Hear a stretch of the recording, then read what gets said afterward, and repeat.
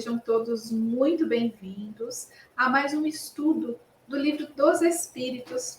Estamos aqui em nome da querida União Espírita de Piracicaba e sempre com os meus amigos, Boanerges Tavares, Carolina Bidala. Olá, Bruna. Bem-vindo, bem-vinda, Carol. Oiê! Carol.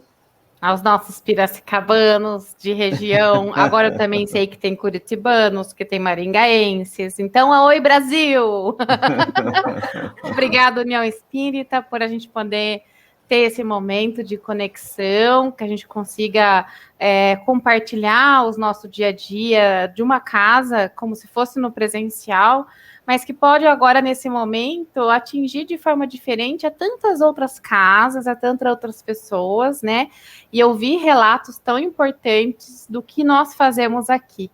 Então, se você está nos assistindo e quer conversar conosco, tirar suas dúvidas, perguntar um pouquinho sobre o nosso estudo, sempre pode deixar mensagens ali no chat ou no próprio Facebook mesmo, poder nos enviar mensagem, porque esse estudo ele é gravado, mas ele tem sim o intuito de ter uma participação, não é verdade, dupla? Verdade. Com certeza, e é muito importante a troca para a construção de conhecimento, né? E esse online nos permite tudo isso que a Carol trouxe, né? E nós ficamos gratos de estar aqui, de sermos instrumentos, né? E por falar em gratidão, vamos começar com uma prece. Então, neste momento, elevando o nosso pensamento, nos fazendo presentes aqui e agora, nessa 1 hora de estudo, de alimento para o nosso espírito. Nós agradecemos a Deus, nosso Pai, por ter nos oferecido o universo, por ter nos dado a vida e por podermos cada dia mais nos tornarmos melhores. Agradecemos a Jesus, todos os ensinamentos que diariamente, se assim o quisermos, podemos ter, seja por meio do seu Evangelho, por meio do estudo dessa doutrina dos Espíritos. Agradecemos aos Espíritos, aos amigos do outro plano, que torcem por nós, que nos orientam, que tentam nos auxiliar, sabendo das nossas dificuldades, sabendo dos empecilhos que às vezes nós mesmos colocamos para a nossa própria evolução. E tudo isso fazemos com a certeza do amanhã. Afinal, a vida do Espírito é eterna. E assim, passamos ao nosso estudo, rogando proteção, amparo de Deus, amparo dessa espiritualidade, e que possamos aprender, apreender conteúdo e transformá-lo em atitude amorosa, atitude mental, atitude emocional no nosso dia a dia. E que assim seja. Então, vamos lá. No encontro passado, nós falamos sobre o aborto. Compreendemos, né, o aborto como uma transgressão a uma lei divina, entendendo as consequências desse ato para a mãe e para o espírito reencarnante, né? E começamos já um novo assunto, relacionado às faculdades morais e intelectuais do homem. Falamos já sobre a origem dessas faculdades e assim, a qualidade moral e o intelecto estão diretamente relacionados ao adiantamento de cada espírito naquela escala espírita que a gente já estudou e a gente sempre volta a falar dela, né? Porque ela é a variante que define essa questão das faculdades morais e intelectuais, né? Hoje nós vamos continuar esse assunto e também vamos falar da influência do organismo nessas faculdades.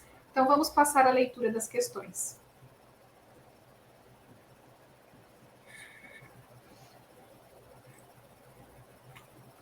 Vamos lá. Vamos lá.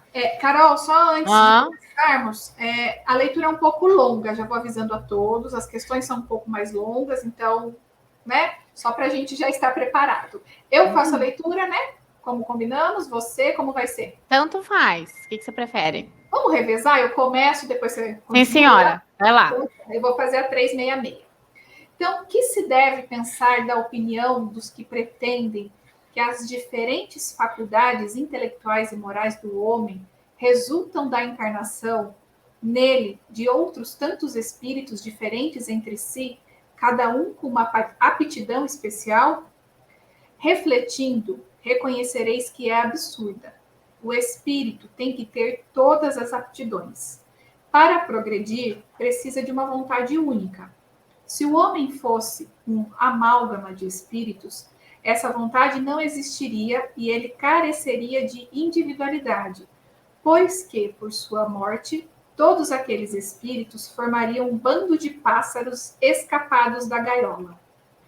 Queixa-se, a miúde, o homem que não compreender certas coisas, e, no entanto, curioso é ver-se como multiplica as dificuldades, quando tem ao seu alcance explicações muito simples e naturais. Ainda nesse caso, tomam o efeito pela causa. Fazem com relação à criatura humana o que, com relação a Deus, faziam os pagãos, que acreditavam em tantos deuses quantos eram os fenômenos do universo. Se bem que as pessoas sensatas, com eles coexistentes, apenas viam em tais fenômenos efeitos provindos de uma causa única, Deus. Aí nós temos um comentário de Kardec. O mundo físico e o mundo moral nos oferecem a este respeito vários pontos de semelhança. Enquanto se detiveram na aparência dos fenômenos, os cientistas acreditaram fosse múltipla a matéria. Hoje compreende-se ser bem possível que tão variados fenômenos consistam apenas em modificações da matéria elementar única. As diversas faculdades são manifestações de uma mesma causa, que é a alma, ou do espírito encarnado, e não de muitas almas, exatamente como os diferentes sons do órgão, os quais procedem todos do ar, e não de tantas espécies de ar quantos os sons. De semelhante sistema, decorreria que, quando um homem perde ou adquire certas aptidões, certos pendores, isso significaria que outros tantos espíritos teriam vindo habitá-lo ou o teriam deixado, o que o tornaria um ser múltiplo, sem individualidade e, consequentemente, sem responsabilidade. Acresce que o contradizem numerosíssimos exemplos de manifestações de espíritos em que estes provam suas personalidades e identidade. Tá bom. Boa noite.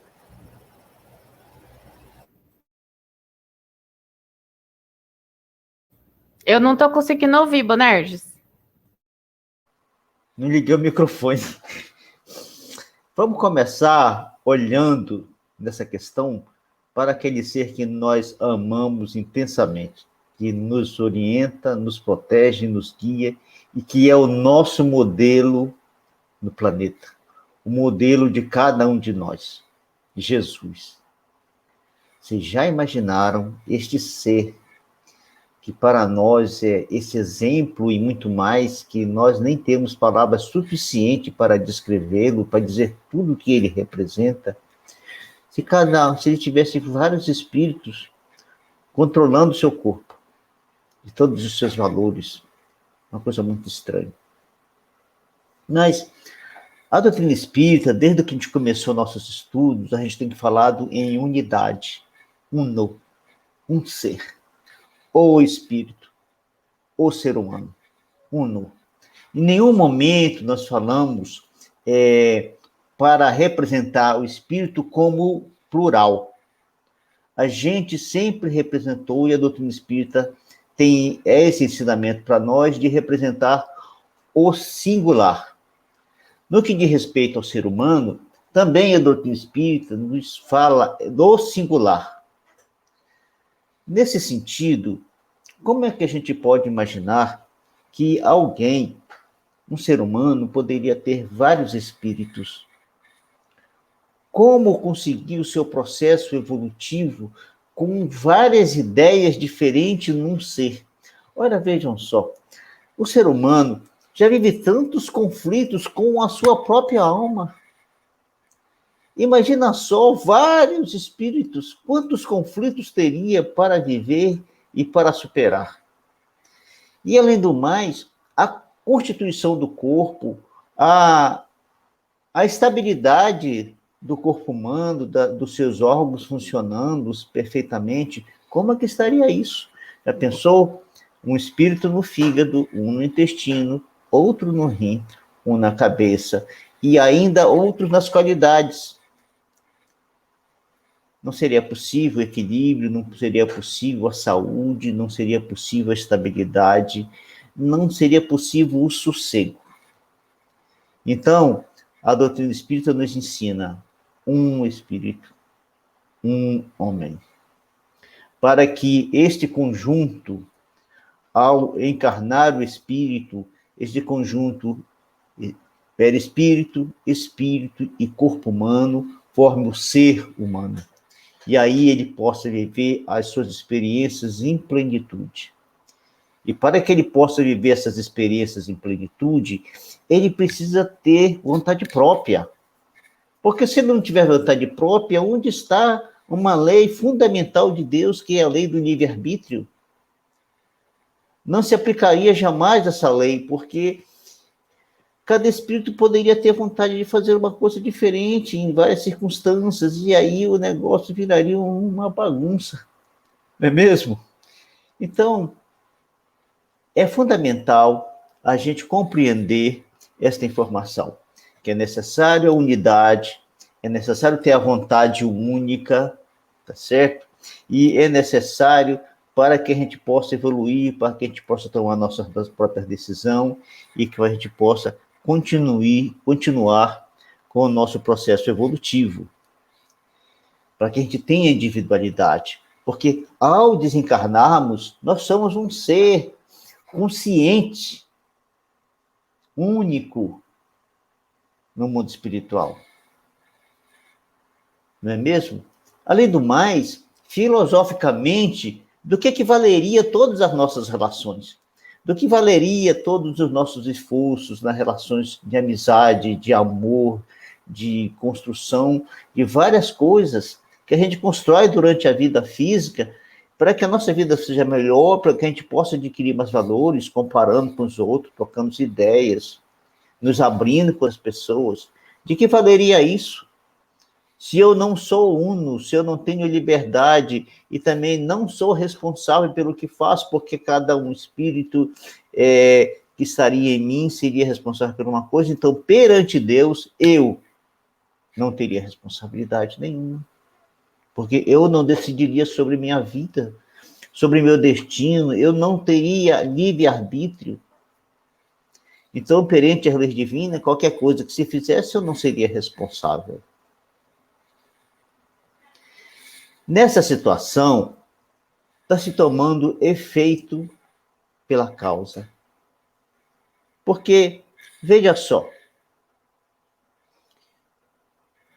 as doutrinas pagãs, e não vamos considerar esse pagão no sentido pejorativo, não nesse sentido, no sentido porque elas não tinham um Deus único, então por isso a gente fala pagã, mas eram doutrinas que sustentavam os seus povos, que mantavam os seus povos equilibrados e continuar nas suas existências, em suas vidas desses países e desses povos. Tá certo? Para eles não existia um Deus único. Existiam múltiplos deuses. E era cada deus para um fenômeno da natureza. Era um deus do sol, deus da lua, deus da chuva, deus do vento, deus das florestas, deus do mar, e assim sucessivamente.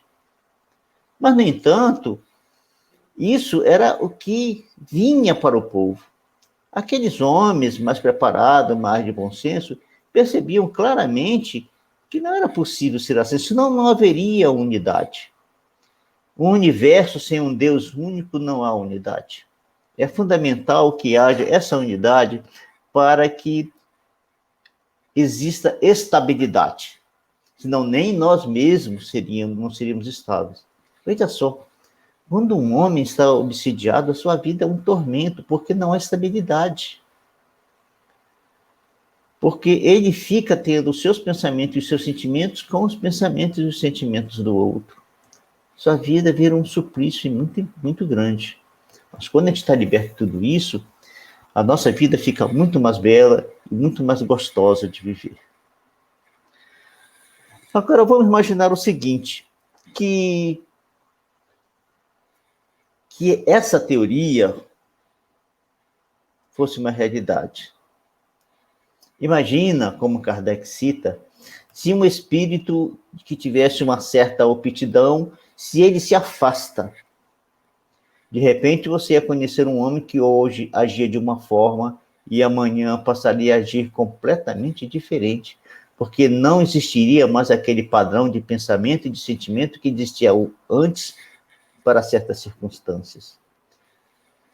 Se afastasse o espírito da sua inteligência, ele, de uma hora para outra, viria alguém que não está dotado de inteligência.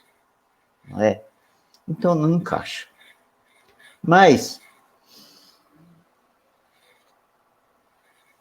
eu meditei muito nessa questão e lembrei de minha infância. Na minha infância, não, na minha adolescência. Na minha adolescência, naquela época, o planeta foi inundado por uma série de filosofias orientais.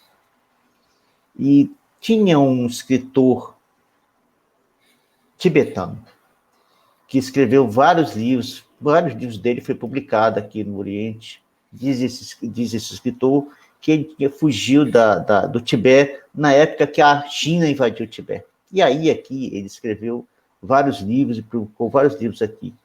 No Ocidente, eu li uns 2 ou 3 livros dele. Em um deles, ele publicou vários livros, e um deles, e foi exatamente esse que fez eu parar de ler esse autor, tinha uma informação nos dizendo que era exatamente isso, que o ser humano era conduzido por vários seres. Aí é como se nós fosse marionete. Ele faz um desenhinho no livro como se fosse marionete. O ser humano, um bonequinho e vários outros seres com um fiozinho puxando e coordenando a vida desse ser humano. E aquilo não se encaixou na minha mente, no meu pensamento, no meu sentimento, e eu fiquei profundamente confuso. Eu ainda não era espírita. E fiquei profundamente confuso e parei de ler aqui, porque não encaixa. Não encaixa, não consigo aceitar essa informação, está muito estranha para mim, então eu parei de ler. Alguns anos depois, eu me tornei espírita, e quando eu comecei a ler os livros espíritas, falei, meu pai, oh meu Deus, que bela doutrina que tu nos mandastes, porque essa informação gerou tanta confusão na minha mente, e eu fico imaginando outras pessoas, quanto podem gerar também conflitos imensos para pessoas que têm essas ideias. Felizmente, ela é restrita, e ela, me parece, eu não tenho certeza disso, se eu estiver enganado, me desculpem, me parece que ela tem origem exatamente nessas filosofias onde não existe um Deus único. Filosofias em que consideram a existência de muitos deuses, aí ela dá vazão a esse tipo de pensamento e esse tipo de proposta para o ser humano. Bruna, Carol? Boanerges, sabe assim, uma coisa muito importante da individualidade, que foi frisada nessa questão, né, pelos espíritos, depois no comentário de Kardec, que eu acho que é fundamental, que é dar sentido à nossa vida. Além de tudo que você falou, ela nos dá um sentido, nos dá um propósito, porque assim, tudo que eu construí, todos os esforços pelo qual eu, você, enfim, todos nós passamos, né, eles têm um sentido, eles valem a pena, porque eu estou na construção do meu eu estou na construção desse espírito que não morre, né, que é eterno, que tem uma vida eterna. E a partir do momento que a gente tira essa individualidade, perde-se o sentido. Então, acho que é algo muito importante e que está de acordo com a lógica que a gente aponta lá desde o começo da parte 1, né, que a doutrina espírita ela é fundamentada em uma lógica, em um raciocínio lógico, e não tem contradições, né? Então, tanto a individualidade como a unicidade que você trouxe muito bem, elas fazem parte dessa lógica da doutrina como um todo. Então, elas são elementos fundamentais, tá? E que explicam, como a gente vai ver aqui, né, a questão dessas características morais e intelectuais dos espíritos, né? Então, só para frisar muito bem que o sentido também, por esse argumento do sentido, é lógico a gente pensar que a individualidade permanece, né? Seria ilógico, ou aí tendente àqueles que acreditam que não existe vida, a vida não continua após a morte, enfim, o materialismo, né? Que o que eu faço é perdido, né? O que nós fazemos individualmente se perde, ou porque não tem individualidade, ou porque não tem continuidade, né? Então, só apontar para esse argumento da lógica, é isso que eu queria fazer. Sim. Carol? Não, eu já falei em alguns programas e eu penso que vale muito a pena quando a gente fala da questão do raciocínio, mas como isso pode se dar na nossa vida ou na vida espírita, né? Então, eu faço muita reflexão com a educação, porque quando a gente aprende algo que tem que ser feito desse jeito, né? Eu aprendo condicionada que aquilo deve ser feito assim.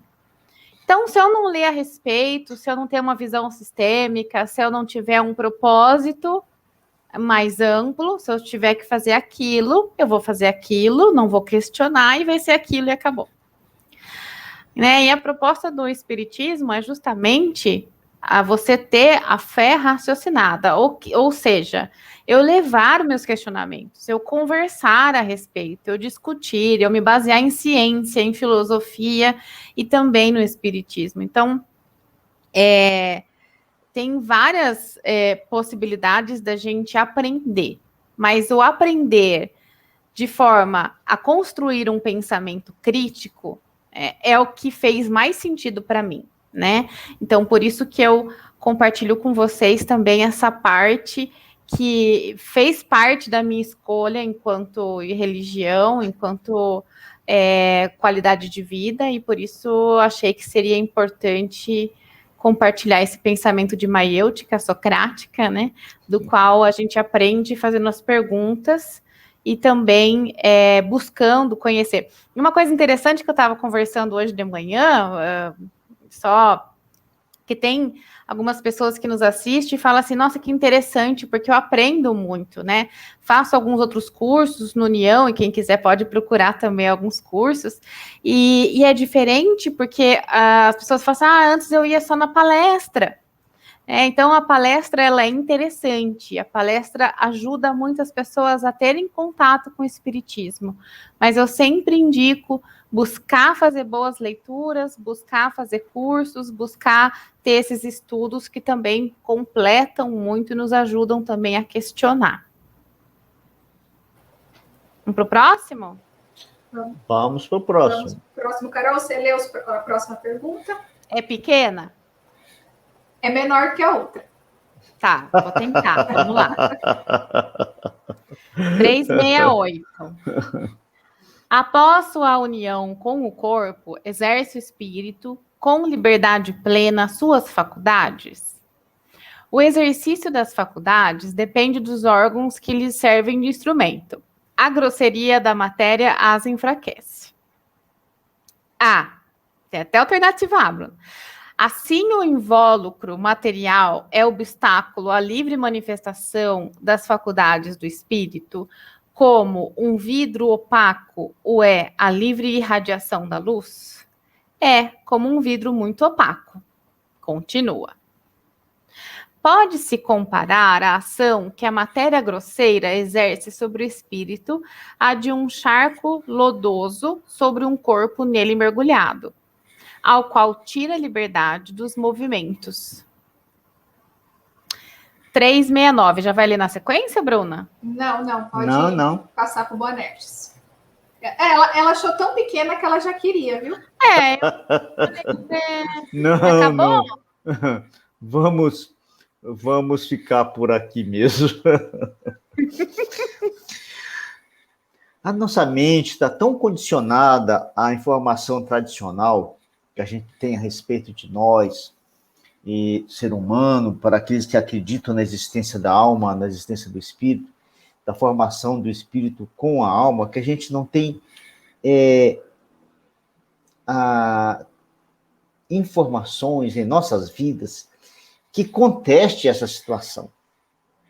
Então, a gente leva a vida inteira sem considerar essa situação no que diz respeito à manifestação nossa e como é que acontece essa relação com nossos órgãos.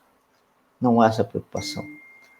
A doutrina espírita, no entanto, ela traz isso para nós com uma certa ênfase, porque a resposta nessas perguntas de hoje, a editora usou um tipo diferente, para dar destaque para nós de quanto isso é importante. Certo? Então, veja só. O exercício das faculdades, ou seja, desde criancinha ainda,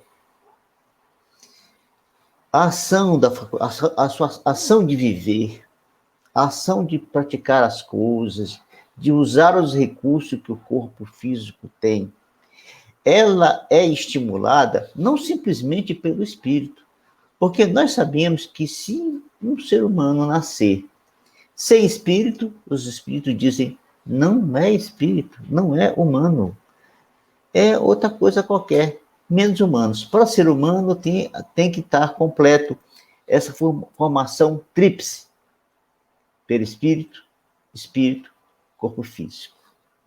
Então, desde o comecinho, com a ação do espírito, formando os órgãos, preparando o corpo, é que vai se desenvolvendo o corpo e os órgãos à medida que o espírito vai agindo e interagindo com esses órgãos, potencializando ele, para que ele se torne potente o suficiente para que o ser viva o seu programa existencial no planeta. Lógico que a gente pode tirar essa conclusão facilmente da influência da matéria nos sentidos nossos, nas nossas faculdades espirituais, porque quando a gente está na situação de espírito, a gente tem um nível vibracional muito elevado. A gente percebe coisas que não são possíveis perceber como ser humano. Quando nós encarnamos, estamos no corpo, tudo muda para nós. É como se a gente mudasse de ambiente completamente. Eu vou usar aqui um exemplo para ver se a gente consegue trazer essa informação, porque ela é muito difícil, porque a gente não tem palavras próprias para significar essa realidade. Então, a gente precisa usar exemplos, porque a informação dos espíritos, ela diz assim, o exercício da faculdade é que desenvolve os órgãos, a grosseria da matéria limita e enfraquece a visão do espírito, e é uma visão opaca, né, como um vidro opaco. E Kardec pergunta assim, mas é um vidro opaco mesmo? Assim, ele é um vidro muito opaco. Muito! Não é só opaco, ele é muito opaco. Tá certo? E a gente fica assim, o que é esse muito opaco? O quanto é muito opaco? Qual que é o sentido do opaco? O quanto é muito opaco? Então, eu procurei, pensei bastante, e que exemplo que a gente tem nos dias de hoje, e que se a pessoa ainda não viu, ela pode ir na internet e pesquisar e ver isso. Imaginemos um mergulhador.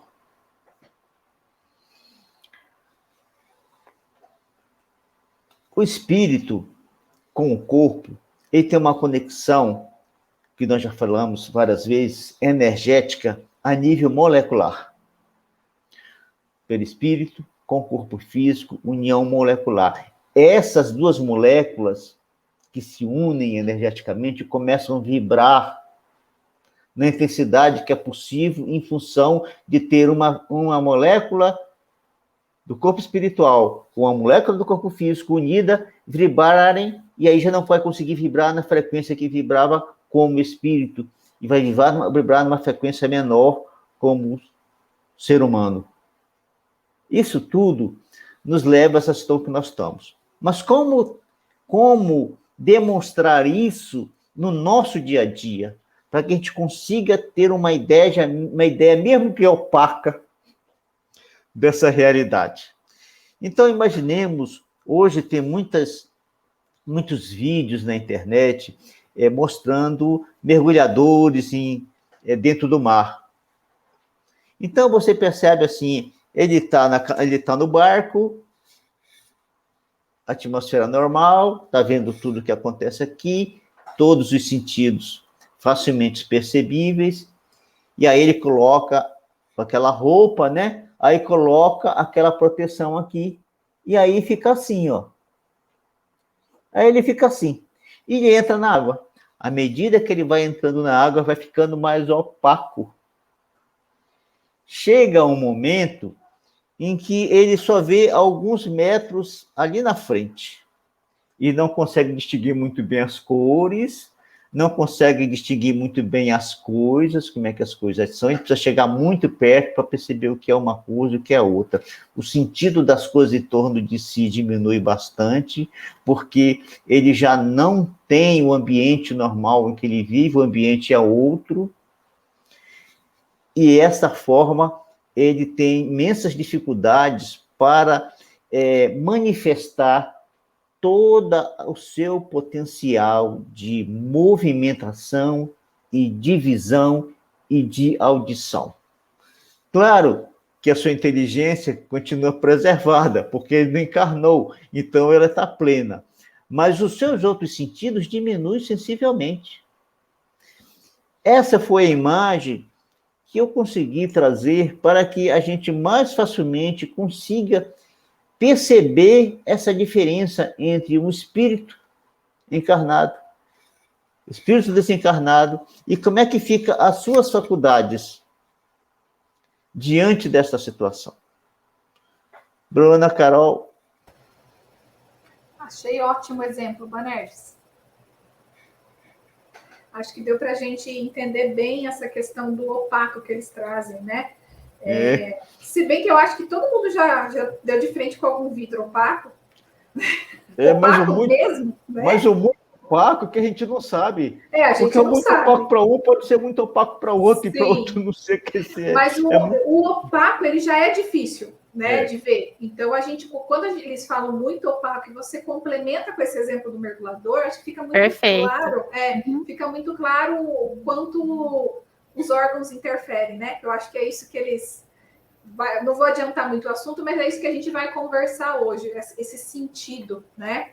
Esses sentidos físicos nossos, nessas percepções. Podemos continuar, Banerjis, Carol? Podemos. Essa daí é você que vai ler? Essa é menos longa que a última. Então deixa eu ler essa, daí você lê a outra. Tá. Então vamos lá. O livre exercício 369. O livre exercício das faculdades da alma está subordinado ao desenvolvimento dos órgãos? Os órgãos são os instrumentos da manifestação das faculdades da alma. Manifestação que se acha subordinada ao desenvolvimento e ao grau de perfeição dos órgãos. Como a excelência de um trabalho está a da ferramenta própria à sua execução.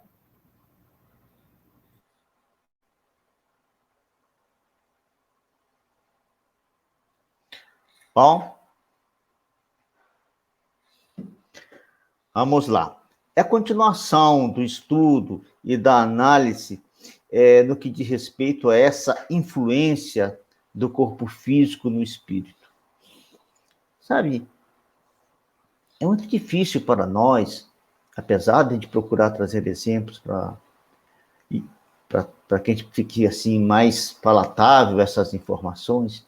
E eu fico imaginando como é que foi difícil para os espíritos trazer essas informações para nós, eles condensarem tanto essa informação e nos trazer para que fosse minimamente compreensível por nós toda essa situação. Tá certo? Então, O corpo físico, em todo o seu conjunto, e não vamos pensar no corpo físico como um corpo que não tem partes, mas no seu conjunto, com as suas partes, que não são independentes e que reagem umas sobre as outras, que se entrelaçam e reagem totalmente umas sobre as outras. Inclusive, diante dessa informação, os espíritos nos dizem que no futuro, mudando um pouco de assunto, só porque me veio à mente agora essa informação, os espíritos nos dizem que no futuro, e talvez não muito distante, a medicina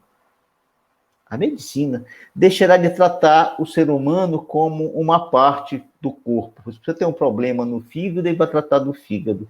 Se você tem um problema no coração, ele vai tratar o coração. Se tem problema no rim, e assim sucessivamente, não. Ele vai tratar o corpo inteiro. O médico terá conhecimento suficiente para analisar o corpo humano como um todo, para aí poder ter a melhor recomendação de tratamento e de medicação para aquela doença que eventualmente esteja surgindo em alguém.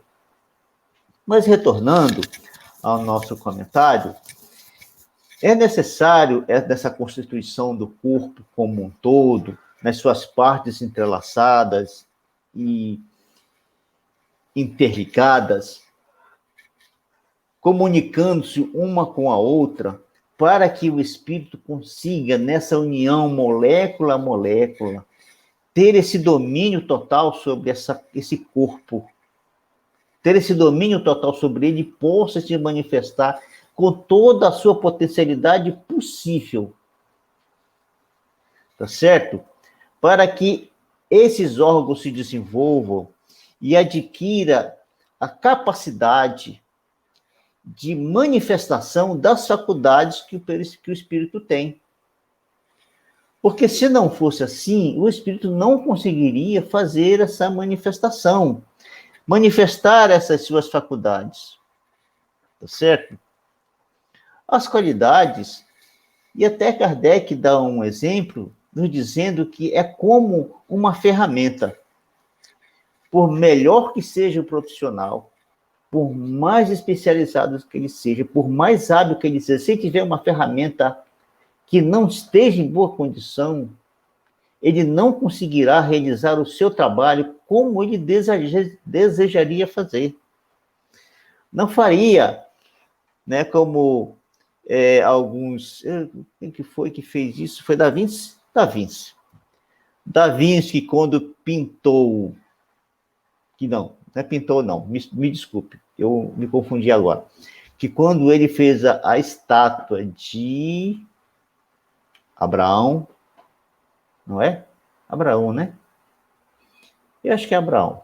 E quando ele terminou de fazer a estátua de Abraão, ele bateu na estátua e falou assim, parla. Né? Então, por quê? Porque ele tinha as ferramentas adequadas e também tinha o material adequado para que ele pudesse manifestar todo o seu potencial e toda a sua capacidade na construção daquele modelo. Assim é o espírito. Ele vai desenvolver o corpo que mais seja adequada para o seu trabalho, para o seu programa, para o desenvolvimento de seus valores e das suas atividades. Mais.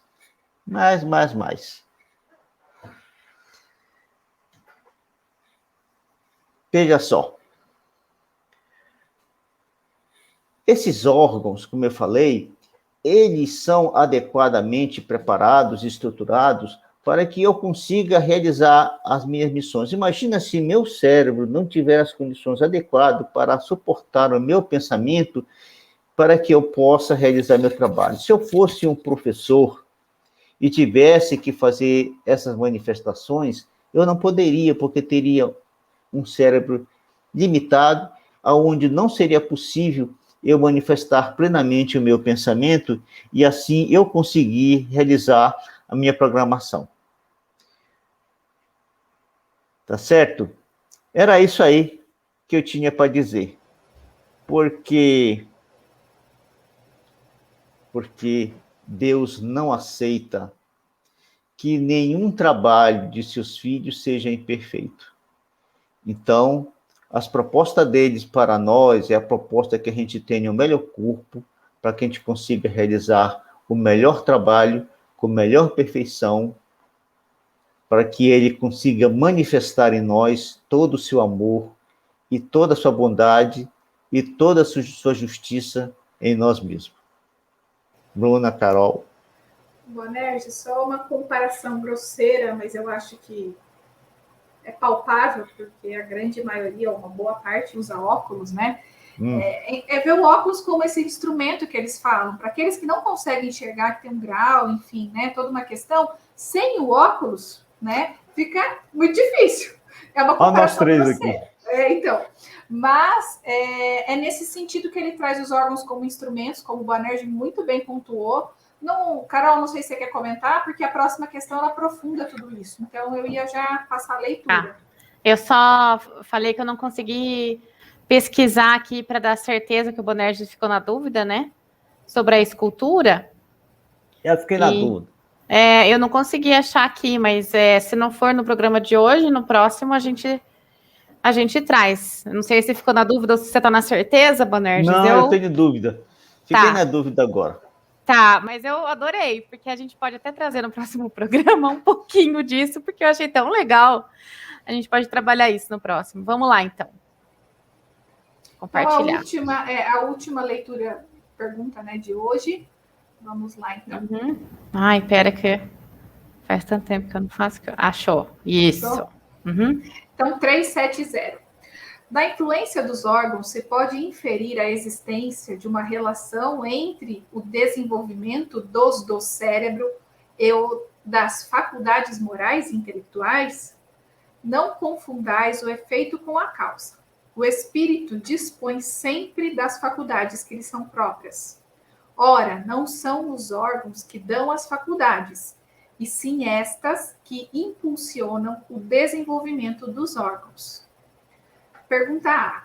Dever-se-á deduzir daí que a diversidade das aptidões entre os homens deriva unicamente do estado do espírito? O termo unicamente não exprime com toda a exatidão o que ocorre. O princípio dessa diversidade reside nas qualidades do espírito, que pode ser mais ou menos adiantado. Cumpre, porém, se leve em conta a influência da matéria, que mais ou menos lhe cerceia o exercício de suas faculdades. Temos um comentário de Kardec. Encarnado traz o espírito certas predisposições, e se admitir que a cada uma corresponda no cérebro um órgão, o desenvolvimento desses órgãos será efeito e não causa. Se nos órgãos estivesse o princípio das faculdades, o homem seria uma máquina sem livre-arbítrio e sem a responsabilidade de seus atos. Forçoso, então, fora admitir-se que os maiores gênios, os sábios, os poetas, os artistas, só o são porque o acaso lhes deu órgãos especiais. Donde se seguiria que sem esses órgãos não teriam sido gênios, e que assim o maior dos imbecis houvera podido ser um Newton, um Virgílio ou um Rafael, desde que certos órgãos se achassem providos. Ainda mais absurda se mostra semelhante hipótese se a aplicarmos às qualidades morais. Efetivamente, segundo esse sistema, um Vicente de Paulo, se a natureza o dotara de tal ou tal órgão, teria podido ser um celerado, e o maior dos celerados não precisaria senão de um certo órgão para ser um Vicente de Paulo. Admita-se, ao contrário, que os órgãos especiais, dado que existam, são consequentes, que se desenvolve por efeito do exercício da faculdade, como os músculos, por efeito do movimento, e a nenhuma conclusão irracional se chegará. Sirvamo-nos de uma comparação, trivial à força de ser verdadeira. Por alguns sinais fisionômicos se reconhece que um homem tem o vício da embriaguez. Serão esses sinais que fazem dele um ébrio, ou será a ebriedade que nele imprime aqueles sinais? pode dizer-se que os órgãos recebem o cunho das faculdades? Boanerges. Uau! Essa não é fácil. Mas vamos lá. Vamos fazer um resumo daquilo que os espíritos responderam nessa questão, para a gente poder continuar. Então, vamos lá. Ele fala, não confundir o efeito com a causa. O espírito dispõe sempre das suas faculdades, sempre. Não são os órgãos que dão as faculdades, mas estes órgãos, tá certo? Eles são impulsionados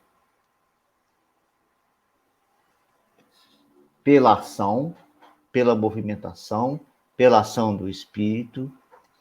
Há uma predisposição para que esses órgãos se desenvolvam, tá certo? Ainda mais, a diversidade das aptidões são atributos do espírito, ou seja, essas características diversas que nós podemos ter de inteligência, de moralidade, de capacidade de falar, de memória, de cordialidade, de prática do amor, da caridade e etc., são todas elas do espírito. Tá certo? E que, além disso, né, é preciso considerar a influência da matéria. Tá certo? Que mais ou menos, e é que tá. Esse espírito usa esses termos para nos confundir. Mais ou menos cerceiam o exercício das faculdades. Mas nós vamos, de novo, nos utilizar do exemplo do mergulhador, não é? Conforme nós falamos, quando o mergulhador está nas profundezas das águas, a sua visão está muito limitada. Ele tem relativa percepção das coisas, que são as percepções do homem, como nós temos aqui, essas percepções no entorno de nós. No entorno de nós, apesar de nós estarmos olhando para um lugar fixo, mas nós temos as percepções, mais ou menos, do que acontece em torno de nós. Não é isso? Isso, naturalmente, o ser humano, mais ou menos, possui. Mas, fazendo a comparação com a percepção do mergulhador, que tem a sua visão restrita, mas que ele tem uma percepção limitada das coisas que acontecem no seu contorno, com o ser humano, o negócio muda de figura. Nós, como seres humanos, temos as nossas percepções do mundo físico através dos nossos sentidos. Que essas percepções são sentidas pelo espírito na sua condição normal de acordado, quando não está dormindo. Mas tem uma outra percepção para o ser humano, que o ser humano não tem consciência dela, mas que ela é real. A consciência do mundo espiritual. Essa consciência do mundo espiritual que o espírito tem nessa dupla ação, ao mesmo tempo que tem consciência do mundo material, também consciência do mundo espiritual, e que o ser humano não tem essa consciência, veja a complexidade disso, mas que se manifesta na tua relação humana com você mesmo e com as pessoas. Essa relação, ela pode ter uma característica positiva, mas pode ter uma característica negativa. Depende de como você vive.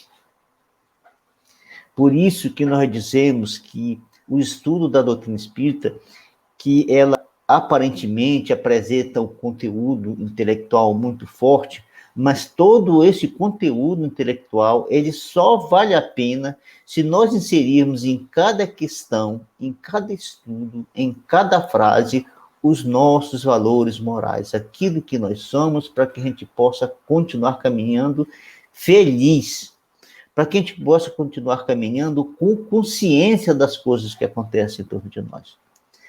Então, se nós estamos aqui percebendo as coisas do mundo material, a gente não pode esquecer que, ao mesmo tempo, a gente tem uma antena conectada com o mundo espiritual 24 horas por dia, e que elas influenciam profundamente na nossa vida.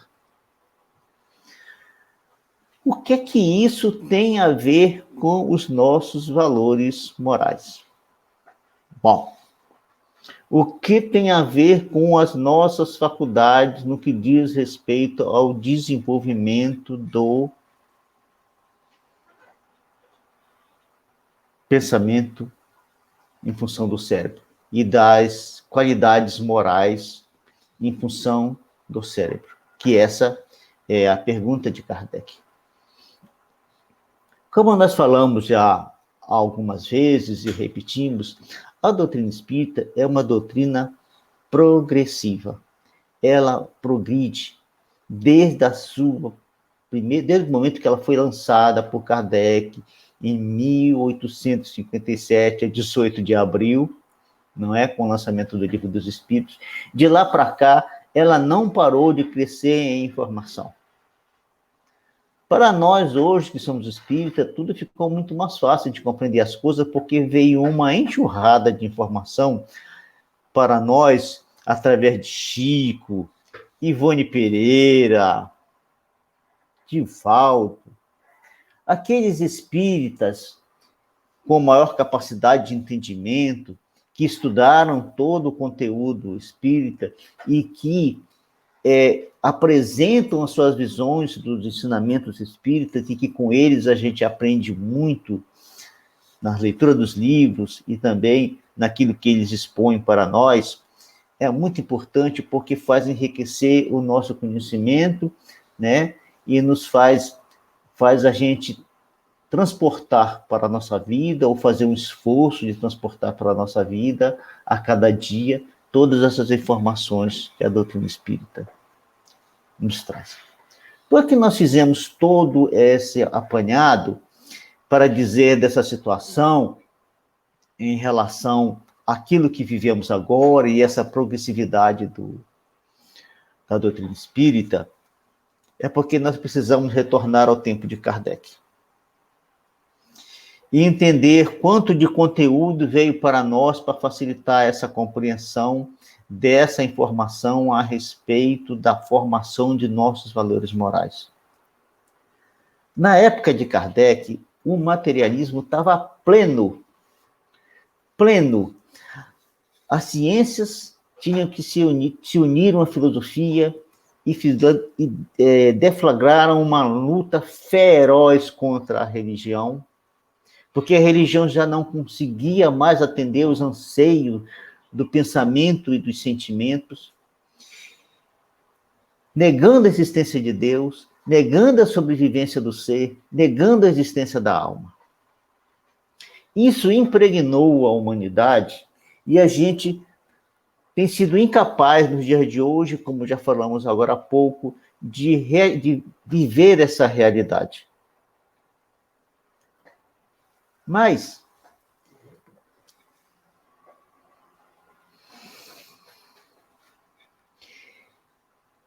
nesse instante em que o materialismo estava pleno no planeta, quebrando todos esses paradigmas religiosos, Kardec lança essa pergunta exatamente porque o que era defendido pela ciência naquela época era de que os valores morais e o ser era um puro acaso. Era um puro acaso. Nada era de que você tinha realizado. Não existia nenhuma contribuição divina em você. Ou você tinha tudo que tinha, porque foi uma circunstância, um acaso. Você nasceu com um corpo que tinha certas circunstâncias que lhe permitia ter ou não alguns valores. A ciência, na sua comparação no seu método de estudo, e é o mesmo método que Kardec usa para codificar a doutrina espírita, observa, compara, analisa e tira uma conclusão.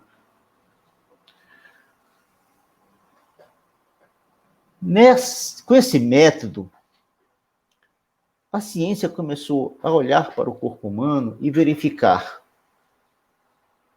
fecundação, feto, nasce uma criança desprovida de quase tudo, completamente frágil, necessitada para tudo. A única coisa que ela consegue fazer por si mesma é comer, respirar.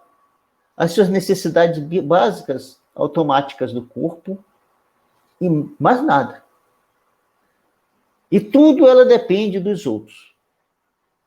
E aí a ciência começa a observar e comparar e analisar e dar um resultado. E diz assim, o ser humano depende dos órgãos.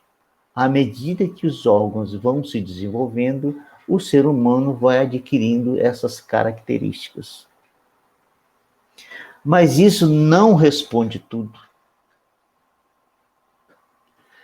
Isso não responde tudo porque isso não consegue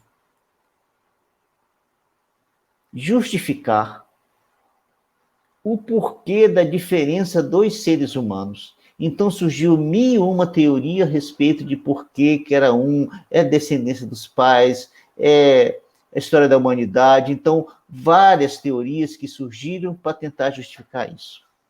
Mas eles não conseguiram trazer essa informação. Aí o Espiritismo nos traz essa informação, dizendo claramente para nós que as informações são do Espírito. Que os valores que nós construímos na nossa luta, no dia a dia, nos nossos conflitos, nas nossas afeições, nos nossos trabalhos. E esses valores, eles não morrem com o corpo físico, eles pertencem ao espírito. E a cada encarnação, você vai trazendo mais valores e mais informação e vai se tornando um ser mais completo e mais capaz de realizar outros trabalhos, mais capaz de desafios, de estudos e de participação ativa na sociedade humana. Nós temos alguns exemplos de seres humanos que foram fantásticos, e eu vou citar aqui só os homens de ciência. Se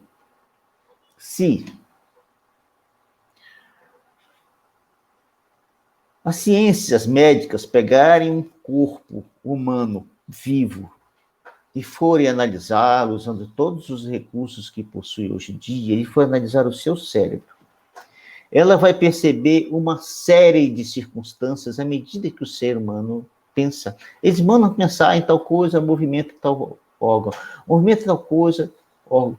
Então, eles concluíram que realmente o pensamento está no cérebro. Depois veio a ideia de mente, começaram a considerar a mente, mas ninguém sabia explicar o que era a mente. Agora a mente ficou alguma coisa como a ação do cérebro, a ação de pensar no cérebro, que deu resultado a essa mente. Mas alguns cientistas hoje já falam de uma possível mente extracorpórea. Poucos, mas já existe essa informação. E quando eu falo que a ciência, ao pegar um ser humano vivo e pede para ele pensar em certas circunstâncias e compara o seu cérebro funcionando e percebe os movimentos energéticos, as partes do cérebro que são mais ativadas pelo pensamento, quando eles comparam cérebros de vários seres humanos, não percebe diferenças razoáveis que justifiquem que esses valores são do corpo físico. Não há essa percepção. O que se pode perceber são órgãos mais sadios de um ser humano para outro ser humano. Mas dizer que na sua constituição um órgão é mais completo que o outro, que tem mais conteúdo que o outro, não foi possível a ciência detectar. Por que nós escolhemos esses nomes muito importantes para a humanidade, que trouxeram benefícios materiais para a humanidade, para o progresso material do planeta, interessantíssimos, que fizeram com que a nossa vida hoje tenha uma série de confortos e uma série de facilidades. Porque esses homens e mulheres, infelizmente, só trouxe homens, porque o que se destaca ainda na ciência são os homens, apesar de existirem mulheres fantásticas que participaram do desenvolvimento científico do planeta. Eles eram filhos de homens comuns, de seres humanos comuns, mulheres e homens comuns que não tinham de nada de excepcional em suas existências, para dizer que eles herdaram desses pais essa capacidade fabulosa que eles tinham, que transformaram o planeta. Então, vamos lá. Um pouquinho mais para trás, lá no finzinho da Idade Média, por ali, nós temos os seguintes homens.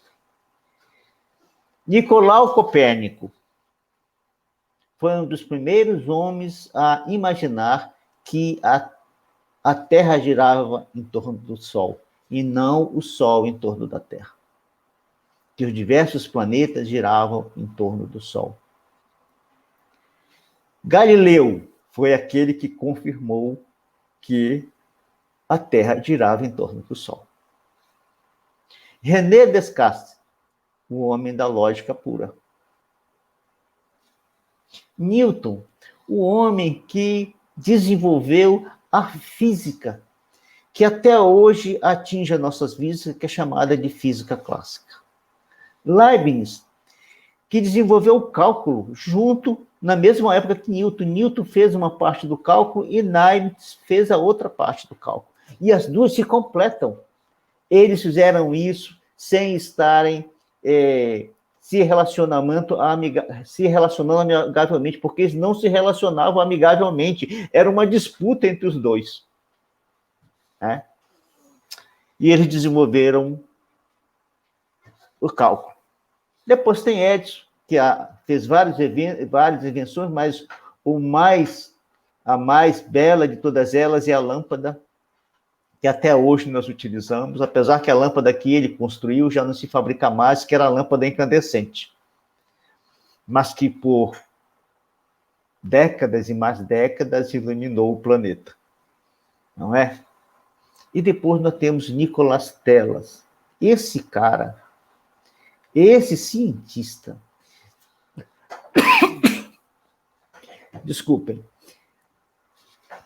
deixa eu beber um pouco de água.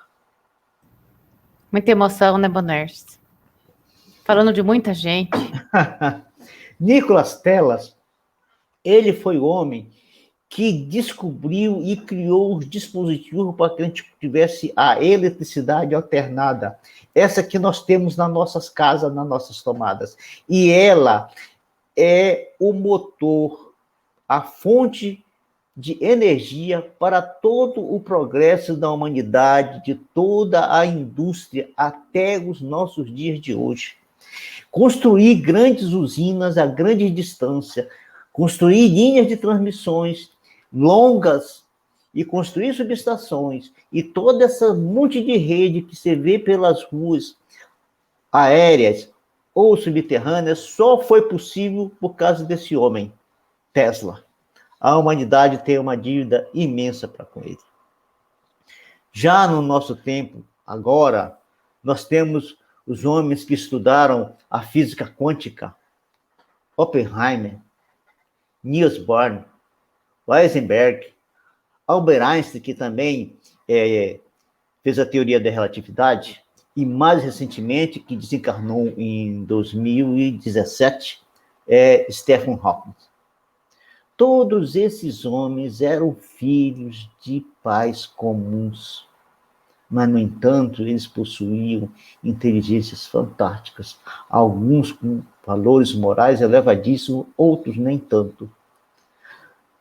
Então, diante disso, a resposta dos espíritos se encaixa perfeitamente para demonstrar que não é o cérebro que determina os nossos valores morais. Não é o trabalho do cérebro que determina os nossos valores morais. Somos nós, naquilo que a Bruna falou ainda agora, nessa construção de nós mesmos, na nossa luta do dia a dia, nas nossas relações com as pessoas, nos nossos trabalhos, no ato de viver em sociedade. Porque viver isoladamente não constrói nada. Até os espíritos falam que viver em sociedade é vida de egoísta. É viver isoladamente é vida de egoísta. Você tem que viver em sociedade, porque se vivendo em sociedade, você se relaciona com as pessoas, você vê o diferente de você, você constrói os valores, você coloca em xeque os seus valores para que você possa crescer. Agora, colocando um pouquinho, contribuindo um pouquinho, Bonerges, quando a gente fala de futuro, e a gente fala em economia criativa, e a gente fala em aprendizagem criativa, tudo isso leva a gente a trabalhar numa rede, né, numa cocriação, numa colaboração. Então, os nossos processos, quando a gente fala em profissional do próximo século, quando a gente fala em performance, né, de novas ações, ou até mesmo de transações comerciais, a gente fala em rede, percebe? Como tudo isso que você fala lá de trás, né, e eu falando um pouquinho das tendências, isso se encaixa perfeitamente. Bom, continuando. Esses homens, eles nasceram mais ou menos de forma sequencial. E os estudos que um fez foi a base para o estudo do próximo, que foi a base para o estudo do próximo, e que foi a base para o estudo do próximo, até chegar nesses últimos homens aqui, Oppenheimer, Niels Bohr, Heisenberg, Albert Einstein. É como se eles tivessem nascido programados para nascer todos juntos numa mesma época, para fazer os mesmos estudos e trazer para nós a física de partículas, a física mais profunda que nós, por enquanto, temos no planeta. Então, voltando a Kardec, depois desse devaneio todo, voltando a Kardec, nós podemos dizer o seguinte: a ideia de que a matéria era constituída de vários elementos, com a teoria do Big Bang, ela acabou. Porque qual que é a teoria do Big Bang? Tinha uma pequena partícula, não sei se estou usando o termo correto, que, em um dado momento, explode e forma o universo. Então, todas as substâncias que nós conhecemos hoje derivam de um único ponto. Se nós levarmos isso para o pensamento espírita, nós vamos dizer que o fluido cósmico universal, nas suas mais diversas mutações e composições, formou todas as substâncias que nós conhecemos hoje. Os gênios, que nós acabamos de citar, Kardec cita as características do som, que depende do instrumento. A minha voz tem uma tonalidade, outra voz tem outra tonalidade, mas tudo é o mesmo som. Tudo é o mesmo elemento, que só apresenta característica diferente porque é um instrumento diferente que o reproduz numa outra frequência. Ele fala do desenvolvimento do músculo para as pessoas que praticam bastante esportes que ficam com os músculos, né, bem acentuados. Não eu, né, que não pratico esporte nenhum, então tem um corpo um pouco magro. Tá certo? E por último, como Kardec também deixou isso por último, nós optamos também por deixar por último o caso de alguém que tem o hábito da bebida.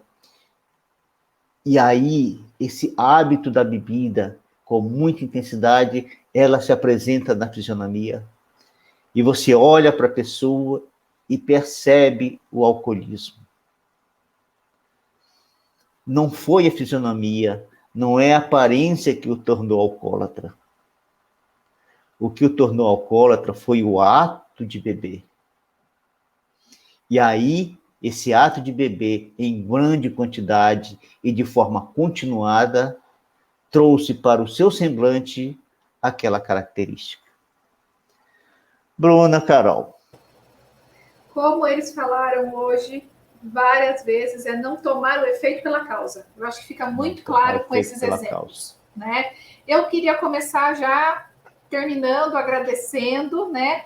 Encerramos hoje as perguntas que tínhamos programado. No próximo estudo, no próximo encontro, nós vamos falar do idiotismo e da loucura e da infância, tá? Como que são essas características, esses órgãos, enfim, as consequências, né, do idiotismo e da loucura, o que eles afetam mesmo. Nós vamos conversar sobre isso, continuando o raciocínio de hoje, tá? Que é fundamental para os próximos, na verdade, para o próximo encontro. Então, eu agradeço, já passo a palavra para a Carol, né? E até a próxima. Até a próxima, pessoal. Bom, como não poderia deixar de ser, a nosso pedido a nosso Pai, a Jesus, nosso Mestre querido, para que a ação deles, através de seus prepostos, dos nossos anjos guardiões, dos espíritos que são responsáveis pelas nações do planeta, que, diante desse rebuliço, dessa loucura que nos encontramos, em que a humanidade não sabe para onde caminhar, nós te pedimos, Jesus, Mestre querido, que tu envie teus mensageiros aos líderes das nações, aos administradores, aos políticos, para que eles, nem que seja por um único momento, tenham a percepção da realidade de teu amor sobre nós, e que assim eles, sendo tocados por esse amor, sejam capazes de reaver posições, de reaver decisões, de reaver conflitos, de reaver propostas, para que essa dor, essa incerteza, essa insegurança que reina sobre as sociedades possam se amenizar e o homem possa realizar o trabalho pelo qual veio para o planeta. Porque nós não viemos para guerrear, nós não viemos para escravizar, nós não viemos para maltratar, nós não viemos para torturar, nós não viemos para criar conflitos de qualquer natureza. Nós viemos para aprender a nos olhar, a encontrar nas nossas próprias fraquezas, nos transformar diante de todos os exemplos que a humanidade tem desde a sua formação, desde as épocas mais remotas. Nós viemos para olhar para os ensinamentos de Jesus e ver qual que é a proposta dele para a humanidade e nós nos esforçarmos ao limite das nossas forças para nos transformarmos. Porque Kardec, na codificação, escreveu: o mundo será melhor quando os homens forem melhor. Por isso, nos eduquemos e eduquemos aqueles que estão sobre nossa guarda para que o mundo seja melhor. Pai amado, Mestre querido, que sejamos capazes de realizar realmente essa proposta, de nos educarmos para nos tornarmos melhor e de educarmos aqueles que estão sobre nossa guarda para que se tornem melhor e assim o planeta inteiro se torne melhor. Na certeza de que um dia isso se cumprirá, nós te agradecemos, Pai, mais uma vez, por todas as oportunidades que nos concedes. Que assim seja.